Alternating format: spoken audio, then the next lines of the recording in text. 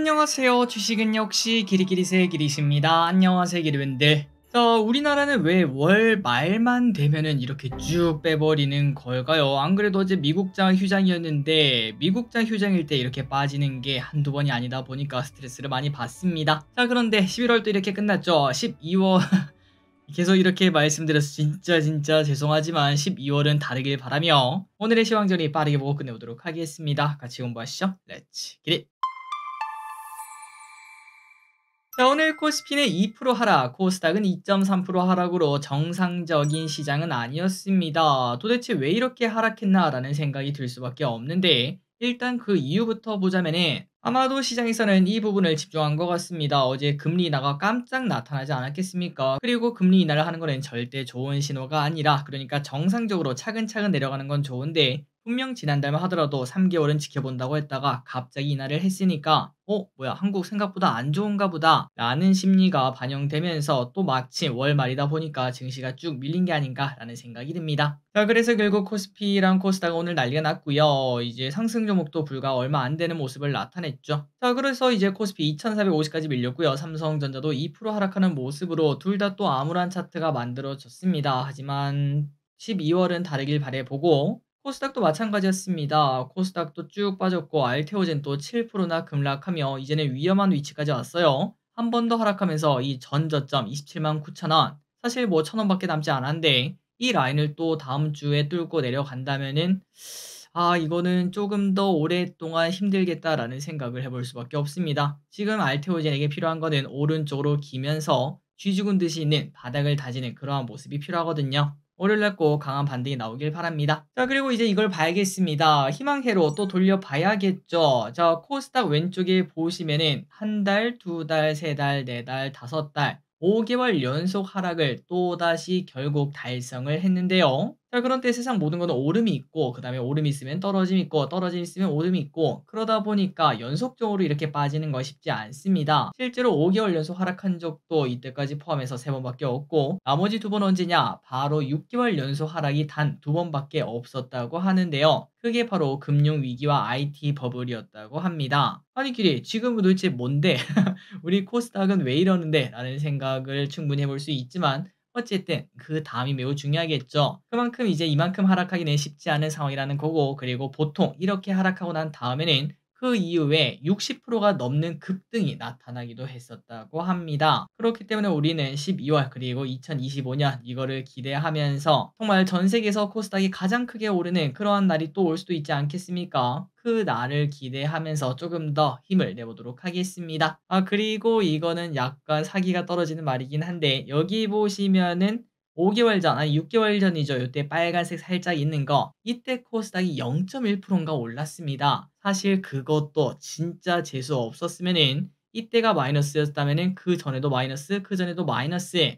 무려 8개월 연속 하락이랑 마찬가지다라는 평가도 충분히 내려볼 수 있겠네요. 그만큼 기름들이 많이 힘드실 것 같습니다. 자, 어쨌든 저와 좋아지길 바라보고 이제 이런 와중에도 오르는 기업이 있습니다. 우리는 그거를 공부해야겠죠. 계속 보도록 할게요. 오늘의 매도, 외국인 계속 매도하고 있습니다. 금리 깜짝 인하 후폭풍이 나타난 것으로 현재 보이고요. 그리고 연기금도 오늘은 구원투수로 나서지 않았네요. 그래서 연기금 뭘 샀나? 카카오, 셀트리온, 네이버, 대한항공, SK바이오팜을 매수하고, 매도한 거는 삼전, SK하이닉스, 키아, 삼성, SDI, 포스코홀딩스를 매도합니다. 자, 최근 들어 네이버가 AI 소프트웨어 기대감으로 최근 많이 오르지 않았겠습니까? 그런데 우리 쪽이 카카오는 많이 못 오르는 모습을 나타냈는데, 그런데 오늘 카카오가 급등하는 모습이 나타났습니다. 네이버가 계속 올라가면 카카오가 또 멈춰있기는 애매하겠죠. 카카오가 어디까지 키를 맞출지 볼 필요가 있겠습니다. 일단은 차트상 매우 좋아 보이더라고요. 환율을 보도록 하겠습니다. 1.7원 하락해 1394원, 원자재는 금, 은이 상승 중. 아시아 증시는 니케이 하락, 상해는 상승, 항생은 보합권. 미국 선물은 많이 반등하고 있습니다. 오늘 저녁 미국 조기 폐장을 하긴 하는데 그래도 미국 증시에서 쭉 올라주면서 다음 주 월요일 우리나라 증시도 좋길 바라보고요. 그리고 선물 옵션이 뭔가 좀 이상하죠. 장 초반에 외국인 엄청나게 매도하다가 장 막판에는 다 사고 오히려 2천억 매수로 마무리가 되었습니다. 이런 부분이 이제 11월이 하락이 끝이라는 증거가 되었으면 좋겠습니다. 쇼핑을 보겠습니다. 개인 삼성전자, 코스닥 레버리지, 하나오션, 코스피 레버리지, 삼성 SDI, LG엔솔, LG화학, SK하이닉스, 에코프로비엠, 유한양행, 아모레퍼시픽을 매수. 다음으로 외국인입니다. 네이버, 대한항공, JYP엔터, 카카오, 고버스, 삼천당 제약, 효성중공업, 하나오션, 현대로템 그리고 미국 ETF를 2개 매수하는 모습이고요. 마지막으로 기관은 카카오, 네이버, 셀트리온, SK바이오팜, 대한항공, 신한지주, 고려아연, 삼성바이오로직스, 산일전기를 매수합니다. 출제입니다. 다음 주 월요일에는 미국 대마 규제 완화 공청회가 있고요. KB, 키움 스펙 청약이 있습니다. 그리고 화요일입니다. 이더리움 ETF 옵션 승인 답변 마감일이 있고 미국 구인 및 이직 보고서가 발표됩니다. 오늘의 섹터입니다. 생리대, 우주, STO. 생리대 관련주가 급등했습니다. 갑자기 뭔 생리대 관련주냐 하시는 분들이 많으실 것 같은데요. 중국 내에서 사용하는 그 생리대 있지 않겠습니까? 품질 논란이 나타났다고 합니다. 그러다 보니까 이런 거 못 쓰겠다 하면서 해외 거를 사재기 하는 그런 모습도 나타난다고 하는데 이런 소식이 나타나면서 깨끗한 나라, 모나리자 등이 급등하는 모습이 나타났습니다. 다만 길게 갈 수 있을 섹터일지는 저는 잘 모르겠습니다. 그리고 우주 관련주 중에서 몇몇 겹들이 좋았습니다. 우주에 대한 기대감은 뭐 계속 남아 있겠죠. 앞으로 가장 크게 성장할 섹터 중 하나이기도 하고요. 트럼프 2.0 우주 산업 규제 대폭 완화 기대감이 있고 우주 시장이 2035년에는 1.8조 원 규모로 상장한다. 이러한 얘기들이 들리면서 LK 삼양 26% 상승, HVM 6% 상승. 개인적으로 LK 삼양 같은 차트가 제가 가장 싫어하는 차트입니다. 아니 길이 뭐 오르면 장땡 아니냐라고도 생각할 수 있지만 진짜 사람 피말리게 하는 차트거든요. 쭉 올랐다가 쭉 쉬었다가 쭉 올랐다가 쭉 쉬었다가 쭉 올랐다가 그럼 또 어떻게 되죠? 쭉 쉬었다가 요런 생각이 또 사람들한테 박혀 있다 보니까 이게 또 많이 오르지도 못합니다. 또 하락했다가 다시 올라가는 사람 애간장을 태우는 차트라서 개인적으로는 요런 차트를 좋아하지는 않습니다. 이 기업이 좋다 나쁘다 이런 얘기는 아니고요. 그리고 HVM 오늘 6% 상승. 그리고 전쟁 관련주도 이어져 있다고 말을 해볼 수 있겠죠. 러시아 국방장관이 북한에 도착했다 이런 얘기도 나왔고 전쟁 긴장감이 계속되고 북한 오물 쓰레기 풍선이 또 날아다니다 보니까 한일 단조 11% 상승, 휴니드 8% 상승. 그리고 STO 관련주가 장막판에 갑자기 급등을 했습니다. 요 소식이 영향을 줬는데요. 트럼프가 토크나 증권 시장 혁신 예고를 꺼냈다고 합니다. 트럼프가 찍어둔 주식이 정말 많지 않겠습니까? STO가 또 추가되는 모습입니다. RWA가 각광받는 시대가 올 수 있다고 하네요.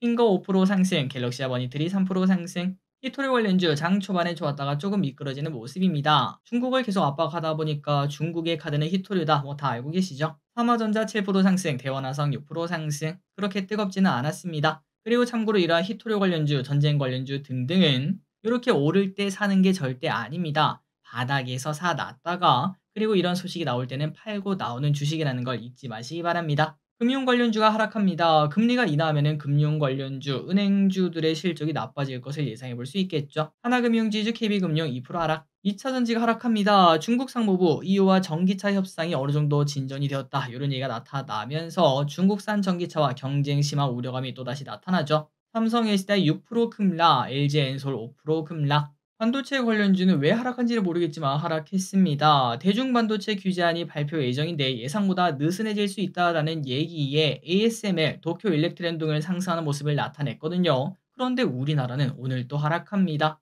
삼성전자 2% 하락, SK하이닉스 0.7% 하락. 여기가 이제 바닥으로 이제는 하락이 마무리되었으면 좋겠네요. 엔터주 오늘 또 좋은 흐름이 나타났습니다. JYP는 뭐 계속 올라가는 모습을 나타내고 있고 다만 하이브는 노이즈가 하나 나왔죠. 뉴진스 전속계약 해지 소식이 나타나면서 JYP엔터와 SM은 3% 1% 상승하지만 하이브는 하락하는 모습을 나타냈습니다. 게임 관련주 올라갑니다. 게임업계 신작 출시 러시 연말 성수기 게임심 공략 나선다. 엔터주와 게임주는 내년까지 계속 볼 필요가 있다고 생각합니다. 시프트업 NC소프트 소폭 상승 그리고 NC소프트 신고가 되면서 올라가고 있어요. 아직까지 52주 신고가는 아니지만 이런 식으로 모든 이평선이 모이고 오른쪽으로 뚫고 올라가면서 그 전 고점을 뚫고 올라가는 차트는 절대 무시해서는 안 된다고 생각합니다. 교육 관련주 하락합니다. AI 교과서가 속도 조절을 한다라는 얘기가 나왔네요. 그래서 오늘 YBM 내 비상교육 등 10% 넘게 급락하는 모습입니다. 코론 그룹주가 조금 올라가는 모습입니다. 인보사 사태 1심 무죄 소식의 상승 4% 3% 올라가고요. 그리고 KB바레인프라 오늘 상장했군요. 5% 하락하고 마무리가 되었습니다. 참고로 예상 배당이 7%인가 그랬죠. 이제 좀만 더 하락하면 배당이 갈수록 높아지니까 혹시나 좀 많이 하락한다. 그렇다면 배당 받는 계획으로 한번 줍줍 해보는 것도 나쁘지 않을 것 같습니다. 당장은 아니겠죠. 자, 오늘의 시황지는 여기까지 끝났습니다. 항상 이렇게 같이 공부해서 진심으로 감사합니다. 지금까지 길이셨습니다. 빠이요.